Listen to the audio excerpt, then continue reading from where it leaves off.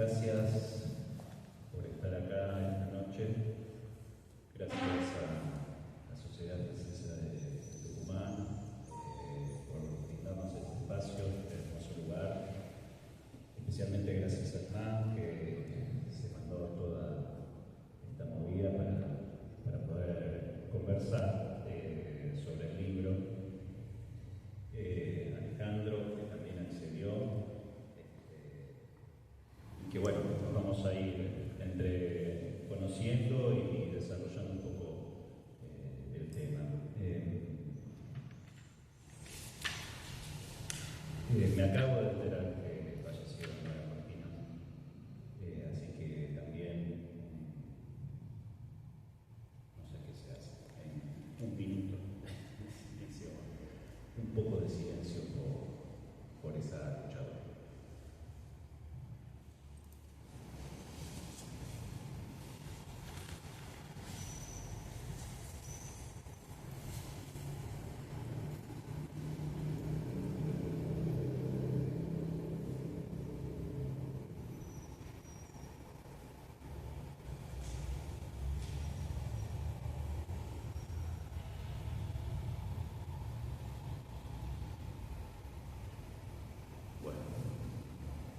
El libro viene a tono, parece, para poder hablar y acompañarnos y decir algo donde es tan difícil decir. Hernán está principalmente acá porque estuvo desde la gestación del libro, desde antes de que el libro se materializara, cuando se estuvo armando, y en ese armado tuvo mucho que ver porque hubo conversaciones, hubo idas y vueltas, cada quien con sus cuartos, y creo que este libro le rinde un poco tributo a la posibilidad de conversar y de tratar de poner palabras ahí donde creemos que no las hay y hacer algo al respecto. Después, bueno, se va a desarrollar más la charla, la conversación. Me gustaría que ustedes también, si quieren, puedan dialogar con nosotros, pero al principio les paso la palabra a los presentadores. Bueno, ¿cómo va?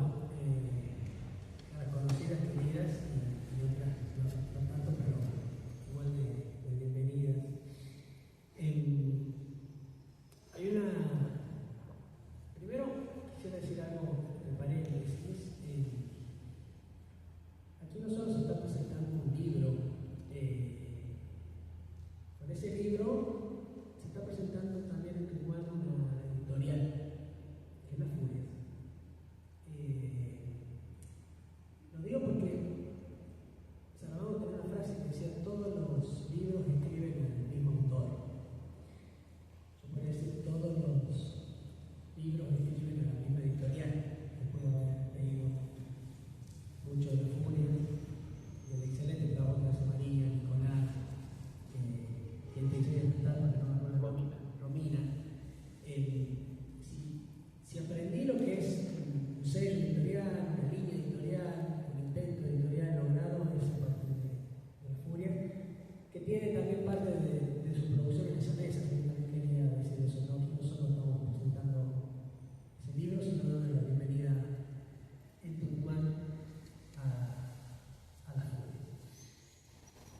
Deprez, en su último libro, que es Muertos a la Obra, dice, cada capítulo empieza así, ¿no? Dice: ¿por dónde comenzar a contar la historia?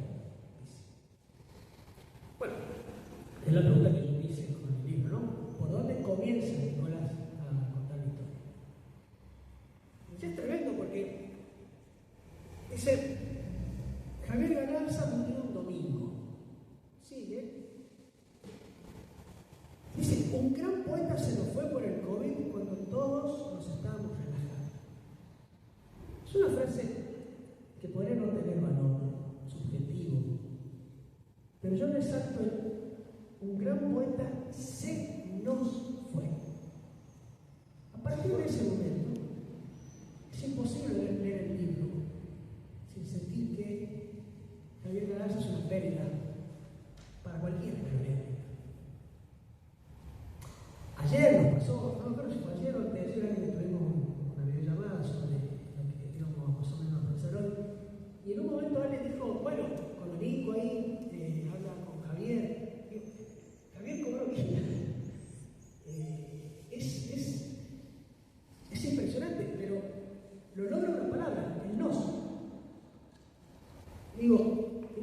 demagogia, mucho menos quiero ser irrespetuoso con tu pérdida para nada, pero sí hay algo de esa frase donde uno ya siente que este mundo no es el mismo de que era.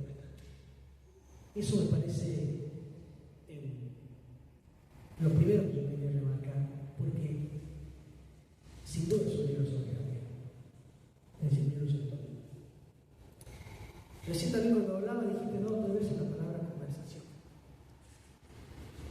Y citás justamente esto, ¿no? Dice, quizás fuera eso lo más duro de su fallecimiento, la ausencia repentina y brutal de su conversación. Es una cita de Juan Quillos. Digo, cuando uno dice qué hacer con los muertos, que quizás la pregunta fundamental o en qué nos interpelan los muertos que hagamos tras su partida, bueno, una de las nuevas narrativas que has creado es seguir conversando. Digo,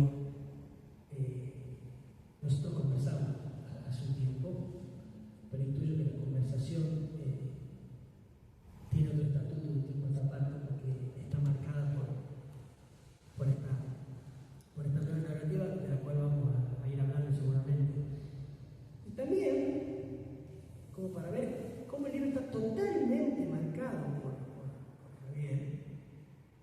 En un momento dice, encontré la frase, esto está en la religión Holderlin de Javier Galarza, un librazo que tengo. Hoy lo ético es asumir que uno no sabe tantas cosas, que es mejor en este tiempo no conformarse con respuestas fáciles, sino abrir más preguntas, moverse e intentar salvarlas. Algo que creo que es central en el libro es igual que tiene pregunta. Pero la pregunta como eso que hay que sostener en tanto pregunta, no como aquello que nos impulsa a una respuesta. Digo, la lógica del sentido común, nuestra cabeza, el funcionamiento cotidiano nuestro nos lleva a no poder soportar ciertas preguntas. Bueno, este libro tiene una bajada, ¿no? Siendo trauma en nuevas narrativas psicoanalíticas, pero si podría tener otro es elogio de la pregunta. Pero elogio de la pregunta, que es paradójico, porque cuando uno ve los capítulos,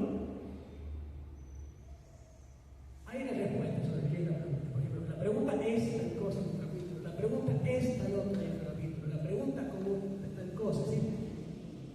Es tan difícil sostener a la pregunta como pregunta que me parece que se escapó en esa construcción del libro que respondiste sobre la pregunta. Por lo menos sobre la pregunta y la respuesta.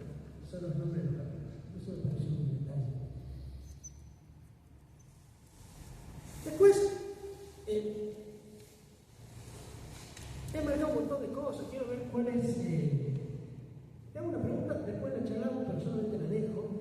Y son las comas, ¿no? Síntoma, trauma y muertos. Esa coma como armando una serie. Esto lo tiro ahora como pregunta para charlar, conversar después. A mí, a priori, esa serie no se ve así. Entonces, por eso quiero. ¿De qué modo vos pensás que eso como una serie? Pero más allá de mi duda personal, sí quiero decir algunas cosas. Hay la página 38, por ejemplo, Nicolás se mete con los discursos de la época. Discursos justamente que no dan lugar a la pregunta porque se abrazan al saber. Lo leo, dice: por momentos ganan terreno los discursos que no escuchan, que se pronuncian como verdades reveladas. Cada vez gana más terreno aquello que primero llevó a una persona a análisis, ubicar un saber. El médico, incluso a veces el psicoanalista, sabrá sobre lo que le pasa a quien padece. El psicoanálisis era así, que podía desenvolverse ese saber hacia el inconsciente para saber juntos, esto es claro, saber juntos. Pero ahora no hay ese juntos. Ahora hay una ligera torsión. Se sigue yendo el médico, el psicoanalista, para que digan sobre lo que le pasa con ese padecimiento, pero solo estos tienen la palabra.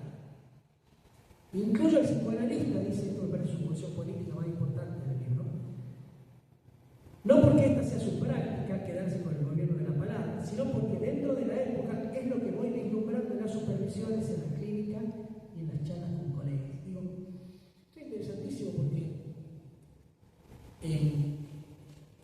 es la posición clínica de Nicolás. Nicolás es escritor, es editor, pero es un gran clínico. El caso que hay en el libro y el modo de llevar ese caso clínico es de una riqueza, para cualquiera que le interese la clínica, para cualquiera que le interese cómo hacer clínica, de una riqueza impresionante. Y en este monopolio de la palabra, pensaba que, primero, una alerta, ¿no? Que es esa manía que por ahí uno puede llegar a pecar, que es la dirección, también, que es, cuando no sabemos qué decir, solemos decir lo que sabemos, con tal de que no haya una pregunta, con tal de que no haya un vacío.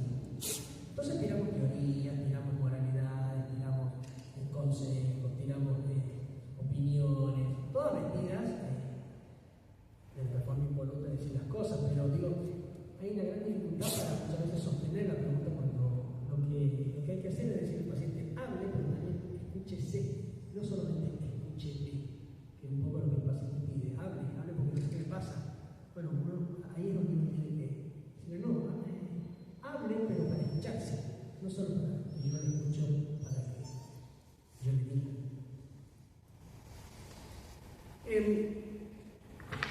Otras cuestiones que marqué, en un momento dice, esto me marcó muchísimo a mí para pensar mi propia historia. Dice, ¿cómo los muertos influyen sobre los vivos? ¿Cómo siguen existiendo? ¿Cómo modifican la vida de los vivos? Esto a mí me voló la cabeza, porque yo tenía la idea de que yo no había conocido a mis abuelos. Yo estaba convencido de que mis abuelos no eran un tema en mi vida, porque no los conocí, murieron antes de que nazca. Pero cuando yo leí esa frase, pensé que mis padres, cada uno a su modo, no fueron sin la muerte de sus padres. Sí, empecé a repensar cómo la muerte de mis abuelos influyó en el modo de mis padres de ser padres. Por ende no puedo decir que no los conocí. Por ende no puedo decir que no formaron parte, que no forman parte de mi vida. Y eso es algo que no lo vislumbré en mi análisis, lo vislumbré leyendo este libro y leyendo esa frase tan contundente del libro.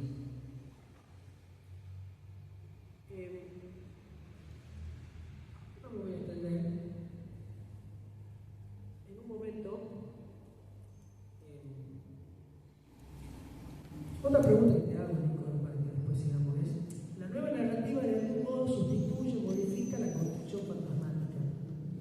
Viene en lugar de un cuestionamiento. Eso me gustaría si podés decir algo sobre eso, ¿qué te parece? Y otro tema es la nueva narrativa, ¿no? Porque digo, el libro viene a exponer un concepto. Nicolás no solo escribe un libro, sino expone un concepto, cosa que en nuestra jerga no es común.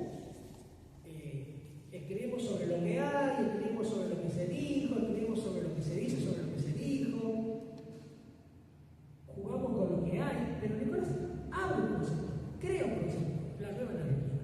¿Qué es la nueva narrativa? Es difícil encontrar la respuesta a qué es la nueva narrativa en el libro. Quizá por mi cuestión obsesiva, quizá por mi afán universitario, digo, no está, la nueva narrativa es. Quizá la definición contundente la da María en el epílogo, ¿no? Cuando ella recorre algo de ese concepto para decir, bueno, más o menos la nueva narrativa es esto. Pero charlando un poco con Alejandro, nos decíamos que, bueno, ¿qué es la nueva narrativa? Bueno, es otra pregunta. Y es una pregunta que cada uno también tendrá que responder. Pero responder me parece en el acto de constituirla. En ese acto de sentirse interpelado por los muertos, por los propios muertos y por algún muerto particular que frente al cual uno se sienta interpelado. Porque una de las cosas que más me enseñó este libro es una diferencia clínica, sobre todo, existencial, muy importante, que es, una vez leí un libro del cura, allá por formación en colegio religioso, que decía que la fe era la capacidad de soportar dudas. Ya me pareció interesante esa definición. La utilizo ahora para decir una cosa. Si este libro enseña algo, es la potencia que tienen las preguntas que no es que uno no alcanza a saber o uno se resigna, bueno, ¿qué va a hacer? No alcancé a poder responderla, sino la no respuesta como algo estructural a la pregunta. ¿Sí? Hay preguntas que estructuralmente no tienen el sentido más fuerte del verbo tener la respuesta. Lo que ahora será una construcción. Y soportar que esa respuesta no está garantizada, que puede ser segura para mí, pero no asegurada, es muy difícil. Pero es lo que lleva un análisis, ¿no? A poder soportar ese, no sé, pero creo que esto construye desde acá. En el epílogo pasó algo con algo que escribió María, porque una cosa es el Freud de los textos, ¿no? Sobre todo los que nos gustan leer a Freud. Una cosa es el Freud de los textos, si el Freud es escritor. Otra cosa es el Freud de la bibliografía. Y otra cosa es el Freud, por ejemplo, de la intimidad. Y otra cosa también el de los diarios de los pacientes que se analizan con él. Pero el de la intimidad también es un personaje bastante interesante, sobre todo porque suele ir contra sí mismo, ¿no? Digo, el Freud de la melancolía es una cosa, y el Freud que escribe: mi hija muerta hoy cumpliría 36 años. Sabemos que el dolor agudo que se siente después de una pérdida tan grande seguirá su curso, pero también sabemos que permaneceremos inconsolables y nunca encontraremos un sustituto. El mismo Freud que duele y melancolía habla del duelo como un trabajo de sustitución, ¿no? Digo, este Freud es el Freud del sol, diría uno así, por usar una palabra un poco enemiga. No importa lo que venga después y ocupe su lugar, aunque lo llene por completo, sigue siendo otra cosa. Y es así como debe ser, dice así. Es la única manera de perpetuar un amor que no queremos abandonar. Cuando yo leí eso, me pasó algo y dije: Alush necesitó un libro para decir lo que dijo Freud acá. Y vaya sorpresa, cuando veo la cita, nota al pie, veo que era una cita del libro de Alush. Pero me pareció fantástica la cita a María, porque me parece de lo que se trata. Es realmente lo que se siente cuando alguien se muere. Y lo otro que quiero decir, también cortito, no se asusten, tiene que ver con, si tú el libro políticamente, el psicoanálisis lo que abunda es escribir sobre lo que hay. Tenemos, sobre todo, psicoanalistas famosos, cuyas cuentas de Twitter, Instagram están llenas de seguidores, ¿no? Y si hacen algo es diagnóstico de época. Digo, más que escriben sobre la época, dejan que la época escriba por ellos, ¿no? No hay nada nuevo, no hay nada novedoso. Sí, mercantil, digamos, ¿no? Pero escribir contra la época es lo más difícil que hay. En este libro que se llama Morir en Occidente, de Philip Aries, desde la Edad Media hasta nuestros días, él plantea 4 problemas históricos de la muerte. Lo que en su momento se llamó la muerte domesticada, luego la muerte propia, luego la muerte del otro y la muerte prohibida. ¿Qué era la muerte domesticada? Era en ese comienzo del medioevo donde había una conciencia real de que uno se iba a morir. Cuando el enfermo empezaba ya con los síntomas, ya había toda una preparación, casi que la gente se congregaba a verlo al muerto ahí fallecer, había ceremonias sobre eso. Esa domesticación, ese control, luego sé, dice este autor, cuando aparece el problema de la muerte propia. Uy, voy a morir, qué cagada. Y como me voy a morir, qué cagada, empiezan a aparecer otros temas, por ejemplo el testamento. ¿Qué hacer con lo que queda del muerto? Bueno, una biblioteca inabarcable, eso se hace, no lo entiendo. Me parecía, este libro plantea cómo cuando empieza a ser un problema, uno empieza ya a preocuparse por qué hacer con lo que del muerto queda. ¿No? Todos que supongo que hemos vivido un problema de sucesión. Bueno, cito esto porque hace muy poco han hecho esta biblioteca inabarcable y creo que otro modo de dejarse interpelar por esto. Luego dice, aparece la muerte del otro como problema.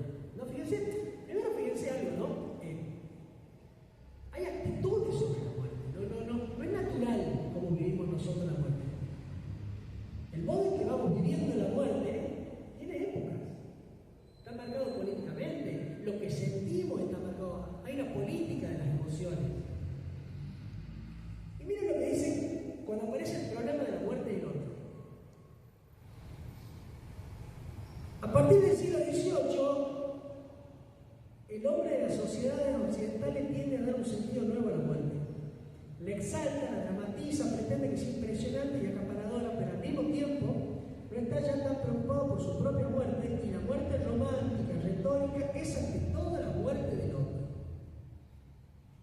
Ocurrió en el mundo oscuro y extravagante de los fantasmas del imaginario, y dice, allí donde el historiador debe hacerse psicoanalista. Es decir, la muerte del otro es lo que empieza a ser un problema y lo que empieza a ser cierta condición de posibilidad de psicoanálisis para tratarlo, ¿no? Y por último esto, y aquí voy cuando digo que este libro se inscribe totalmente contra la época. Lo último que dice es, ¿en qué momento estamos? En el momento de la muerte prohibida. ¿Qué es la muerte prohibida? Primero que no se habla. Mamá, ¿dónde está el abuelo? Ahí en la estrellita, mira. Pero, decimos las verdades, todo, pero sobre la muerte, no. El abuelo no se murió. El abuelo está. ¿Viste cuando llueve? Bueno, entró una lagañita, entonces, pero no se murió. La muerte es como prohibida. No se habla de la muerte. No se llora a los muertos. No se junta la familia a decir lo mal que está. A lo sumo durante un tiempo muy corto, un tiempo que hemos denominado socialmente como en el velorio. Pero la muerte, dice este autor, no quiero leer para no decir tonteras. Dice, por ejemplo, el entorno del moribundo tiende a protegerlo y a ocultarle la gravedad de su estado. Es decir, se niega que se va a morir. Mientras antes uno se preparaba, el entorno ahora lo niega, no, va a estar bien, te va a recuperar, fuerza, tranquilo, tipo tal adulto, no, dale, metele. Finalmente dice algo que es así. A ver si lo encuentro. Miren lo que dice. Una pena demasiado visible no inspira piedad, sino repugnancia. Digo, esto me parece clave, porque ya está, superado. O incluso en la clínica se ve la culpa por llorar, la culpa por seguir hablando del que se nos fue. ¿No? Fíjense la potencia de esa frase. Una pena demasiado visible no inspira piedad sino repugnancia. Incluso en el interior del círculo familiar se vacila en abandonarse al dolor por miedo a impresionar a los niños. Esto que les contaba yo de ejemplo, ¿no?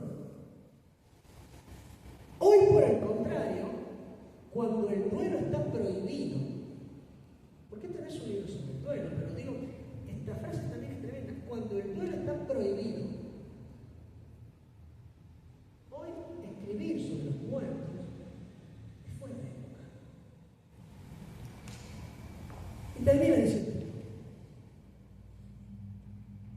un solo ser te falta y todo es un desierto. Pero ya tenemos el derecho de decirlo en voz alta. Este libro es el modo en que Nico dice en voz alta lo que para él significa la muerte de su amigo.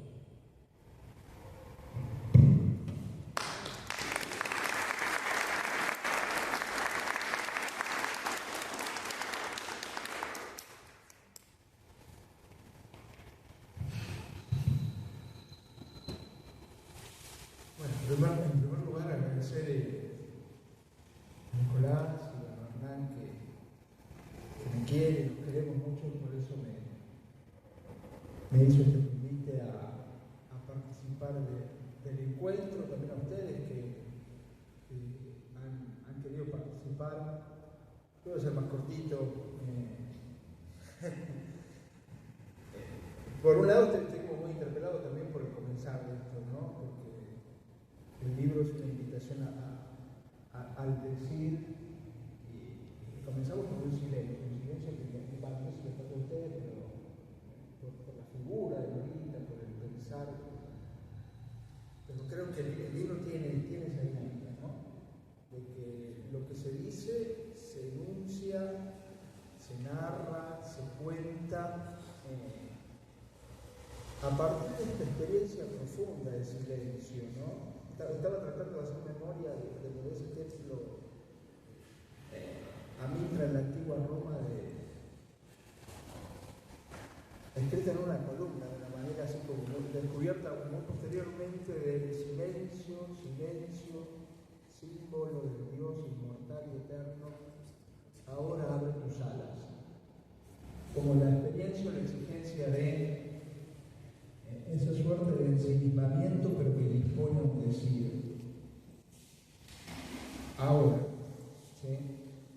Y como una suerte de advertencia, me pasa esto, porque el decir la muerte, como recién decía Hernán, supone en ese ámbito a veces vedado, de intimidad o de profundidad de uno,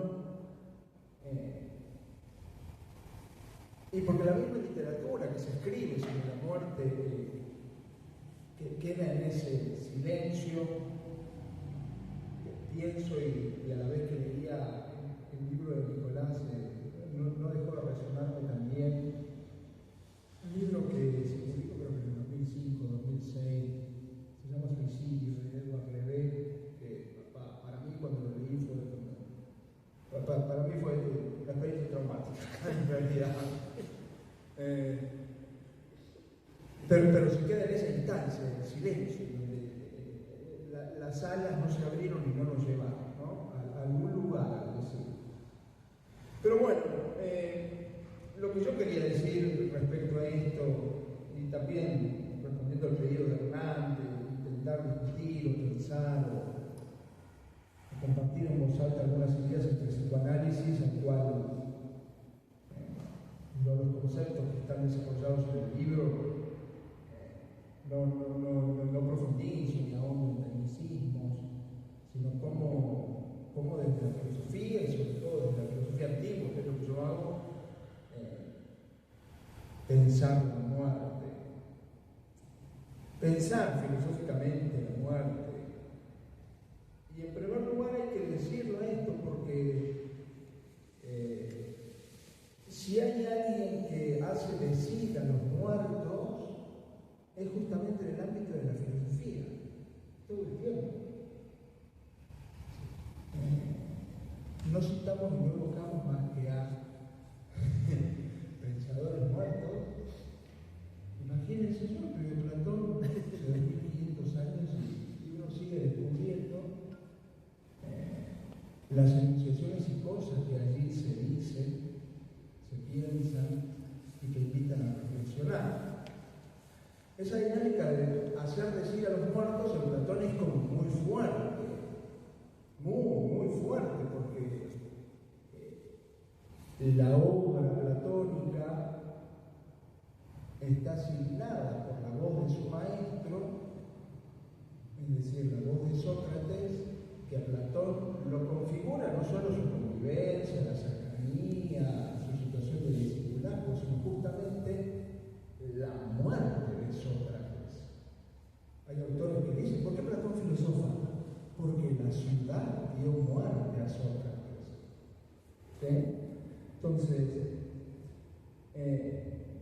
Sócrates es parte de las intenciones filosóficas de Platón, y Platón, teniendo esa mente conspicua, construye desde sus primeras líneas su mito más grande y eficaz, que es el de su maestro muerto, con todas las características plásticas del mito y con un engañoso también índice de verosimilitud en la construcción de ese personaje.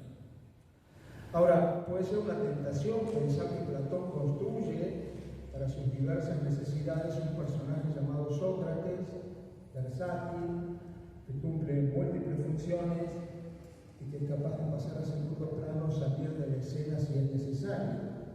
Es decir, es pensarlo al muerto como un artefacto útil, como un artefacto, y Sócrates en Platón es algo muchísimo más esencial que un dispositivo útil. Sócrates, para Platón, es el rostro de un problema. Sócrates, para Platón, tiene cara de pregunta. La muerte de Sócrates es una muerte en la ciudad y por eso es una muerte filosóficamente escandalosa. La polis, en el ámbito de la ciudad en que la realidad presente es promovida a su verdad, revela en la muerte de Sócrates la crisis del sentido. La muerte de Sócrates para Platón absorbe el sentido de los hechos y lo devuelve a la reflexión filosófica como pregunta, como un problema, no como un sinsentido. Lo más misterioso es que la realidad nos resulta injusta en el escrito, en el decir de Platón. Las acciones de los hombres intentan permitirnos vislumbrar ecos de justicia, ecos de valentía, ecos de amistad, rastros de la vivencia y de la palabra. La invitación del libro, como lo anunció el libro Hernán, está atravesado por la pregunta, no solo de manera literal, porque se articula en 6 capítulos que llevan por título una interrogación. Por eso es que considero que es un libro estrictamente filosófico. En las primeras páginas también la exhortación resuena mucho a una actitud iniciática también en la filosofía, como lo fue la filosofía jónica. Aquí está mi maestro, el profesor de filosofía griega, que seguramente después discutiremos en esto, pero dice, lo mismo que te mata te da vida. Podría ser uno de los lemas de este libro. ¿Sí? ¿Qué resuena ahí? Ahí resuena Anaximandro de cabo a rabo en esta sentencia, ¿no? Lo que te mata te resucita. Y en efecto, ¿sí? Es lo que el libro sugiere, es lo que el libro, o a lo que el libro invita. ¿Sí? Paradojal, cuestionador y provocador. Esas afirmaciones, estas y muchas otras más, ¿sí? Posicionan la escritura de Nicolás en el campo, ¿sí?, de la filosofía, pero no como un saber cerrado, sino que la pregunta justamente tiene eso, un conjunto de saberes que invitan a problematizar nuestra existencia. Por eso las preguntas, ¿sí?, en cada uno de los capítulos, como título de esos capítulos, porque en el libro encontramos que con la pregunta se despliega un espacio intencional, incierto, conjetural, crítico, inquieto y esencialmente interrogativo. Así es la filosofía, ¿sí?, atravesada por la pregunta y ella misma haciéndose interrogación. Las preguntas en cada uno de los capítulos, ¿sí?, instancias o momentos en los que agreden, rompen, ¿sí?, y destruyen los límites de un espacio protegido o de un discurso unívoco para poner el problema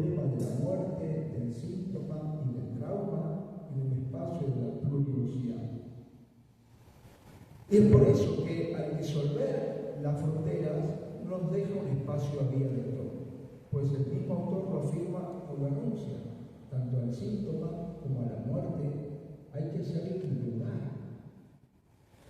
Y esta es una característica que la filosofía o el quehacer filosófico está atravesado, ¿sí?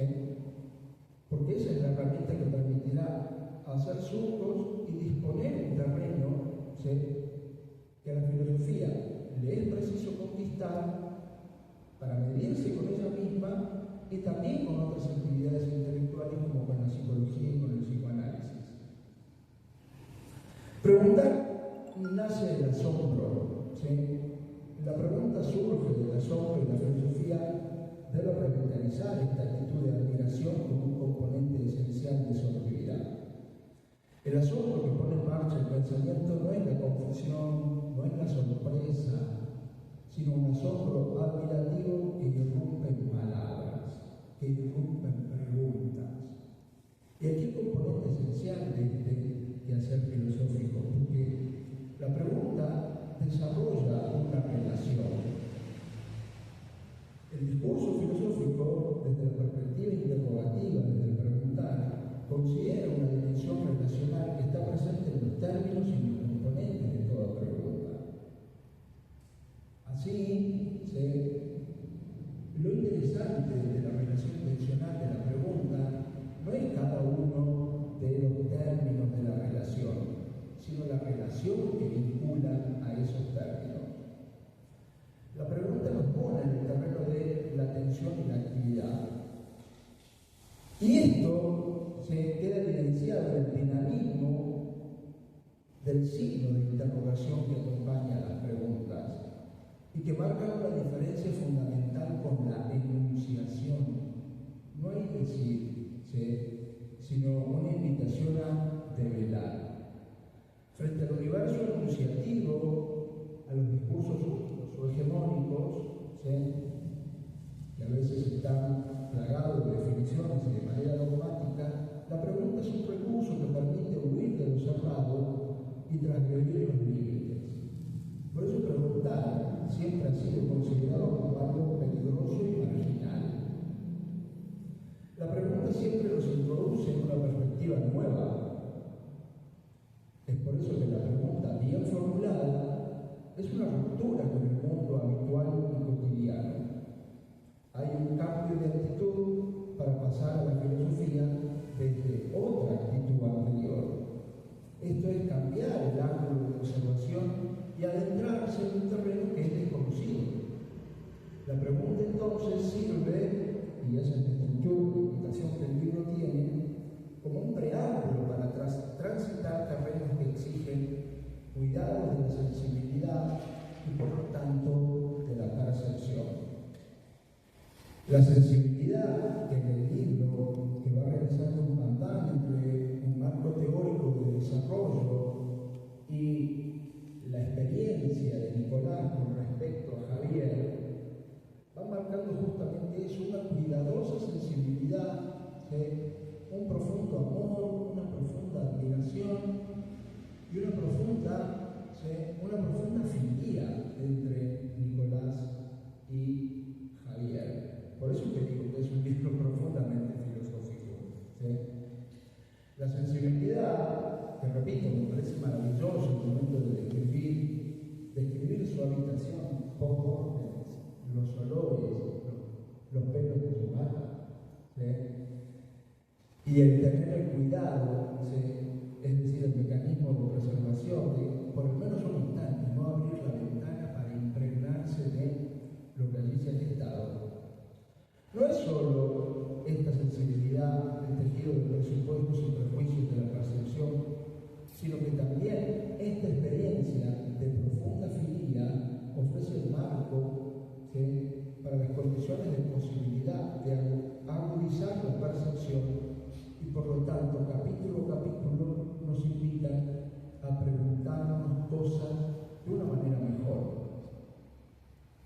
La pregunta entonces, o al primer interrogante, ¿preguntar es poder esperar una vida entera? Sí, la pregunta es escucha, es hacer lugar, es deseo a tener en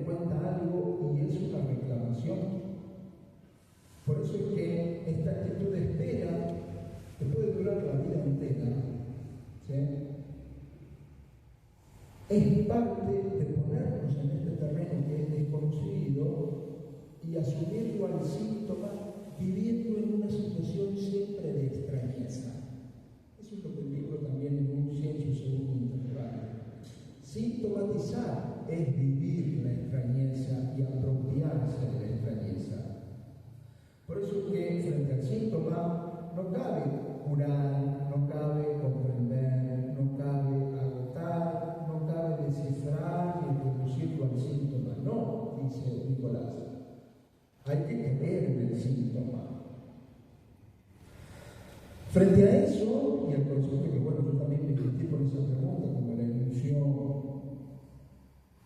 Hernán, la propuesta de la nueva narrativa.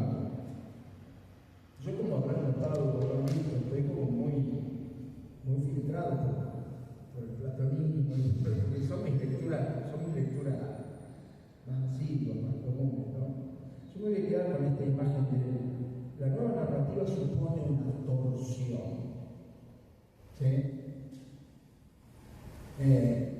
José María dice que debe estar pensando en esto en el verbo expreso y en esto de poder voltearse frente a algo y uno indefectiblemente va a quedar atado. Trata esto de evocar esas figuras de la filosofía más clásica, porque ahora Nicolás le vamos a dar la palabra y él va a ilustrar un poco mejor.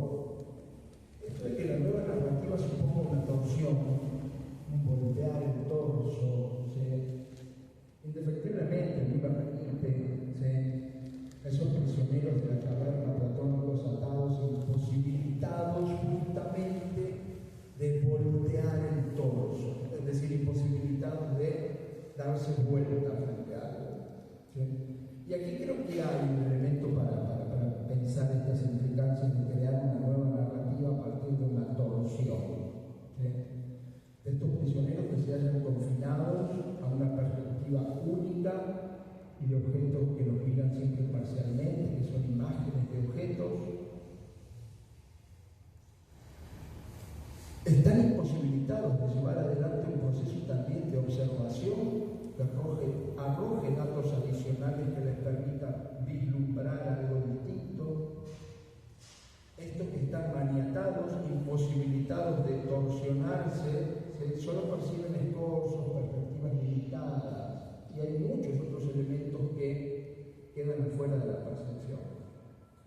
Así, en el marco de este escorzamiento restringido de los prisioneros de la caverna, sin variación de perspectiva, en el terreno de un discurso único, de la mera enunciación y de la no pregunta, ¿sí? De las limitaciones incluso de la sensibilidad, la torsión, que es lo que posibilita justamente la liberación de cadenas, representa la instancia en la que advienen nuevas experiencias perceptivas y la posibilidad de transitar el terreno desconocido.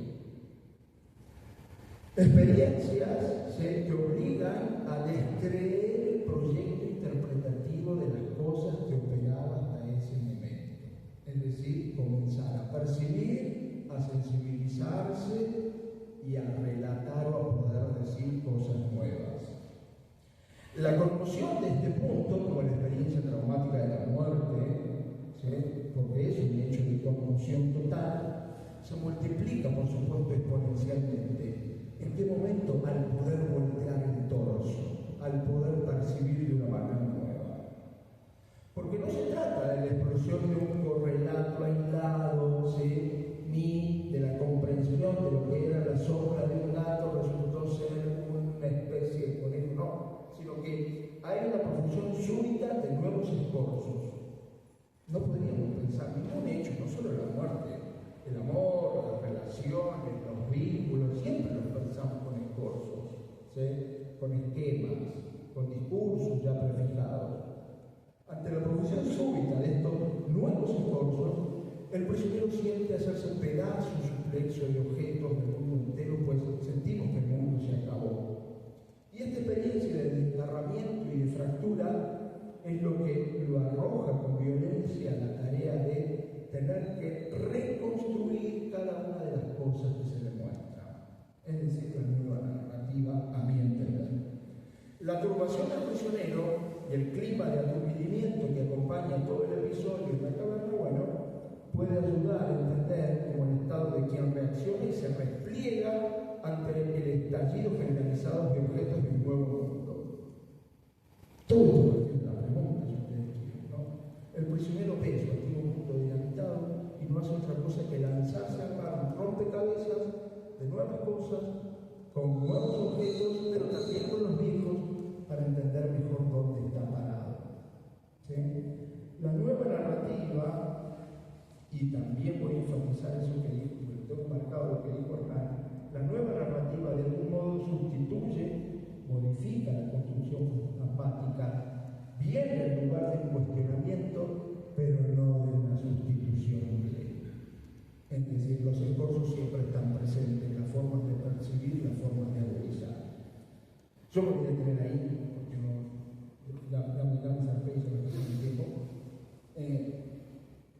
Solo invitarlos a leerlo a Nicolás, ¿sí?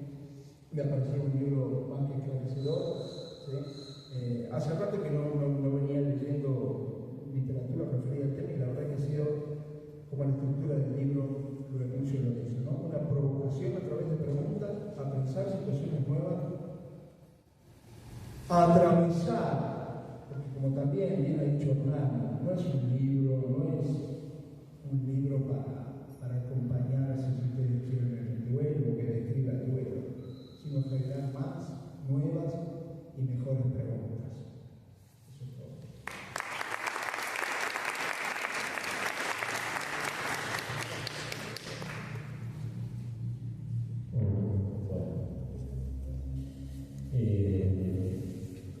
Fui convocado al lugar de decir algo que tiene gusto a saber. Y no me ubico desde ese lugar, no sé. No es algo que la nueva narrativa sea un concepto que está acabado y entonces pueda decir es esto, otro. Sí voy a hacerme eco de lo que pasó acá, que es que pensar, ustedes sintieron, elaboraron, y me parece que es parte de la propuesta del libro hacer con eso. Voy a poner un ejemplo, como para ir abordando las preguntas que me hiciste, Hernán, también no lo había pensado así. El libro está atravesado, parece también un largo elogio de la filosofía, porque la región Holden, el libro de Gabriel Galarza, también está atravesado de filosofía, de una lógica filosófica. La pregunta esto es de Heidegger, o sea, hay un montón de interlocutores filosóficos. Hay un relato que a mí siempre me resultó muy esclarecedor de Jorge Semprún, que cuando sale del campo de concentración, al contrario de Primo Levi, Jorge Semprún fue alguien que tomó las armas, era alguien que hizo algo al respecto con eso, y cuando sale del campo de concentración armado, se encuentra con un aliado, se encuentra creo que con un yanqui, y describe la situación de lo que pasó en ese encuentro, de él salir del campo de concentración y encontrarse con un otro semejante que no lo miraba, o que si lo miraba no lo materializaba. Había en la mirada de ese soldado estadounidense que lo ponía en un estatuto ni siquiera de cosa. Él no se encontraba en el reflejo de la mirada del otro. No había algo del semejante, no había algo del otro, no lo reconocía como tal. Sin embargo, como estamos presos de los discursos, había ciertas convenciones y le preguntó, como quien dice, le preguntó cómo estaba, qué había pasado. No, que había pasado, no, ya eso es mucho. Lo saludó y con el saludo también se quedó con la mano al lado y lo que va describiendo en todo ese libro, La escritura de la vida, es muy profundo, es encontrarse con este quiebre, tal vez, de la caverna. Somos hablados por los discursos hegemónicos, somos nombrados, nos dicen en las distintas épocas cómo sentir, cómo vivir, cómo vincularnos, qué hacer con el amor, con los cuerpos, con los duelos, con distintas cosas. Y en ese eje había un punto nuevo, de alguien que salía de un campo de concentración y todo su mundo se había destruido, y de algo que no se podía llegar a entender la magnitud del daño humano que había ahí. Y Semprún sabiamente dijo, no hacían preguntas pertinentes, nadie le preguntaba nada a los sobrevivientes que fuera meritorio para poder elaborar algo. Y no se lo preguntaban, porque ellos no podían prestar testimonios. Él decía, ¿cómo me van a hacer buenas preguntas si todavía nosotros no encontramos las palabras para nombrar el horror? Entonces la pregunta se arma si alguien puede empezar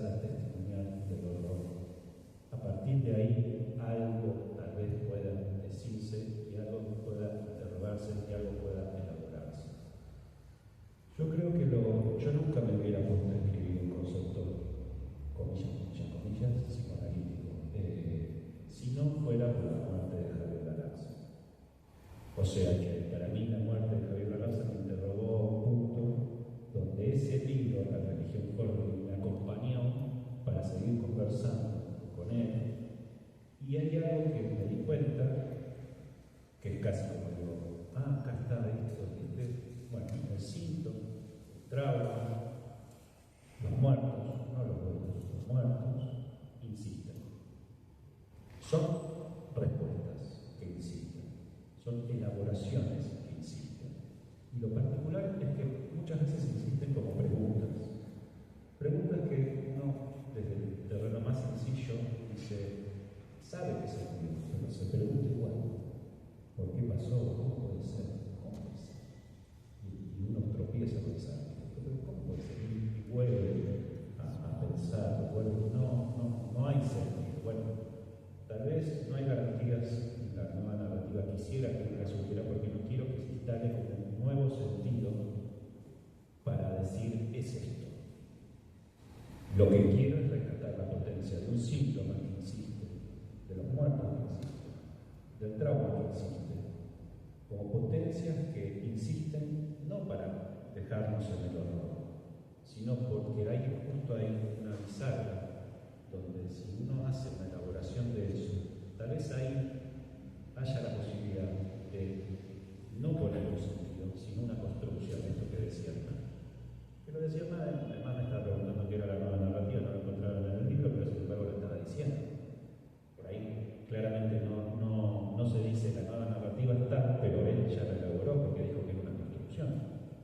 Y entonces Alejandro lo mismo. O sea, hay una construcción, de eso se trata, hay una construcción, de eso se trata. No hay garantías, de eso se trata. No hay nuevas propuestas de sentido como para volver a instalar, porque estamos presos, no es que tenemos que estar advertidos, por eso el título juega con eso.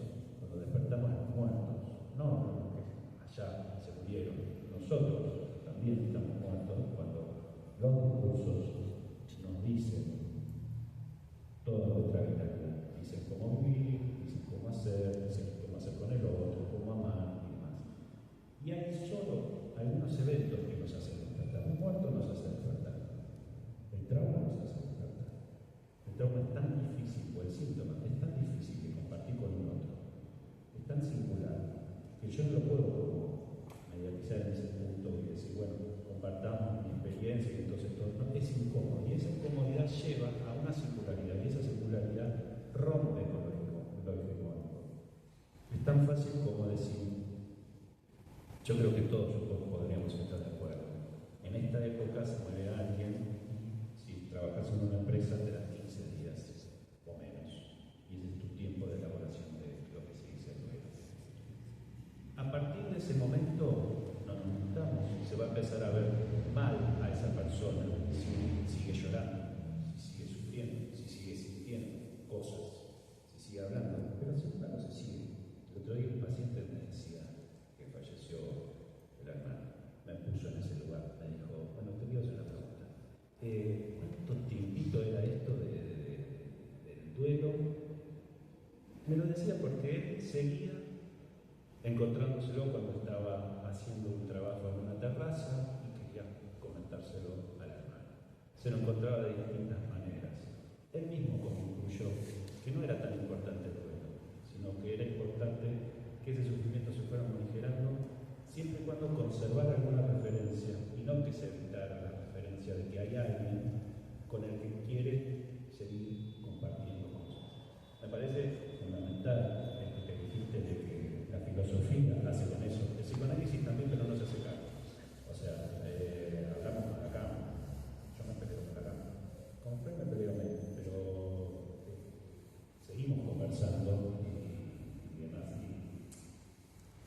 Yo tengo como un subsuelo cristiano, pero tenía que decir, perdón, que es casi de donde brota el alma de todo esto. Pero siempre uno, si lo asume, hay una conversación, y no es una conversación pendiente y ya, es una construcción que se va generando. Por eso,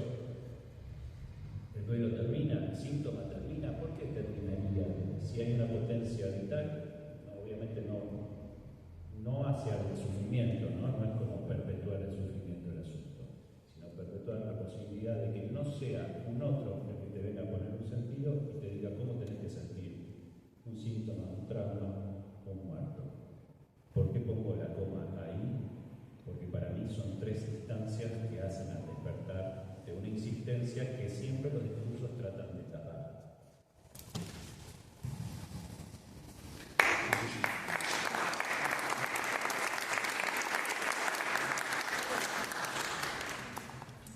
Otra cosa que ahora que citaste este es un libro que testimonia. Y el testimonio es un problemón. Anuncio de un libro que Unos locos se sublevan, algo así se llama, no me acuerdo ahora bien. Que te mandé una foto, me acuerdo cuando estaba leyendo, porque me acordé del libro, porque en un momento él dice, no se puede testimoniar sobre Auschwitz, se puede testimoniar desde Auschwitz. Lo pensé por dos cosas, lo pensé por lo que hablaba un poco del testimonio, y lo pensé por lo... Yo que soy bien del drama, intenté evitarlo, pero Alejandro con mucho cuidado fue por, como digo hace rato, por los caminos de dulce de leche, y nos metió en la habitación de Javier y los cuidadosos, pero digo, escribiste desde la habitación. Hay un testimonio que es desde lo que te pasó, no sobre lo que te pasó, que es de una distancia sideral con respecto a cuando uno quiere dar un testimonio. No se puede testimoniar desde una meta distancia. Que era un poco también el problema, ¿no?, que nos pasaba Primo Levi no en un Diego Cerrado, sino en su trilogía en la tregua. Cuento un poco el problema que le pasa a cuando vos estás. No había forma de comunicarse porque no había ni las preguntas adecuadas ni las palabras para poder empezar a iniciar ahí.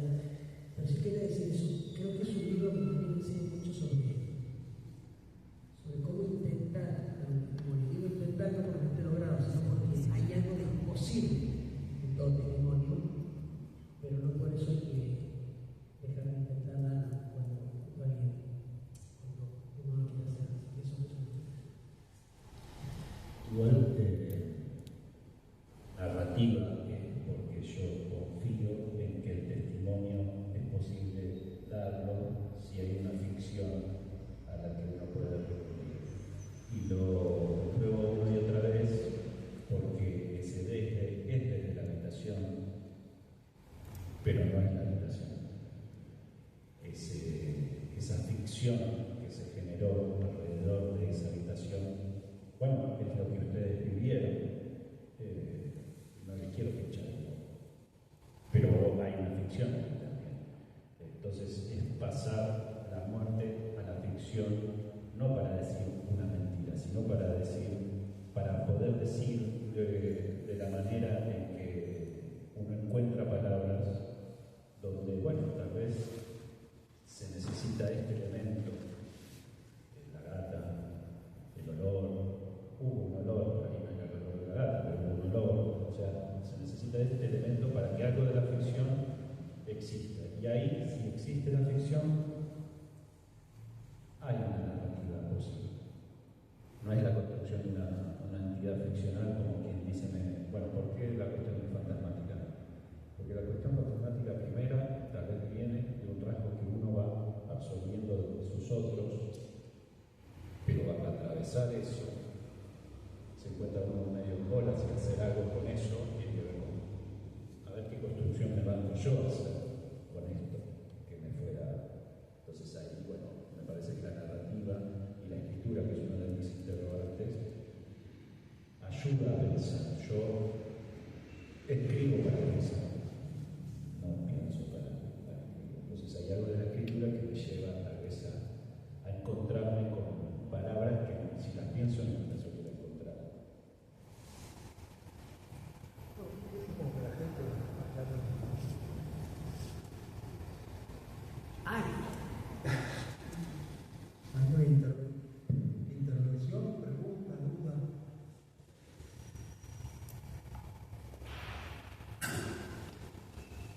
A mí me parece interesante el tema pero no sé si el libro anda por ese lugar,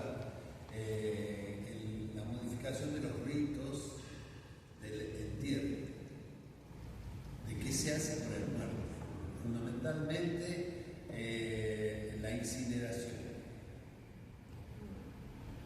y lo distinto que era ese cambio es como un misterio todavía. Pero creo que algo de lo que vos dijiste, eso del duelo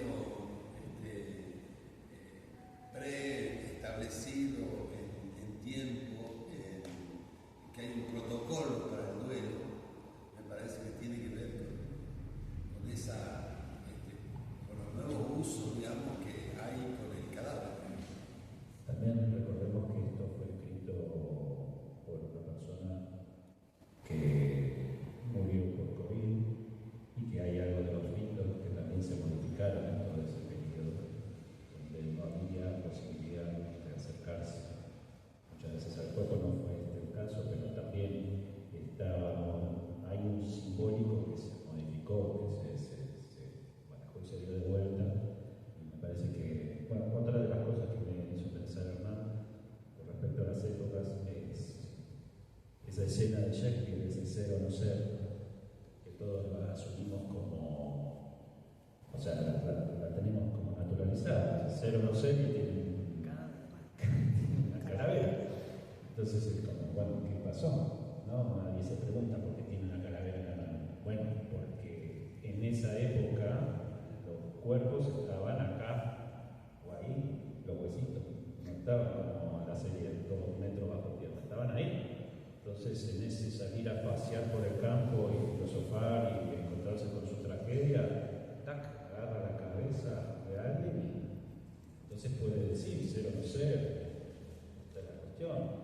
Y tiene un resto ahí para poder hacer la pregunta. Sería interesante ver qué pasa cuando ese resto se transforma en algo como en polvo. Igual siguen existiendo los muertos porque se transforman en polvo y después te dicen andar a tirar las cenizas a Mar del Plata. Hay muertos que son muy jodidos. Si no te dejan el pasaje, tenés que irte hasta allá. He escuchado varios pacientes que, cumpliendo eso, la cuestión de la urnita, trajiste el destornillador, no lo traje, o sea, hay un montón de complicaciones en eso, no es que se evita el asunto, pero no va por ese lado. Igualmente me parece que es válida la interrogación. Bueno, esa es la dificultad también.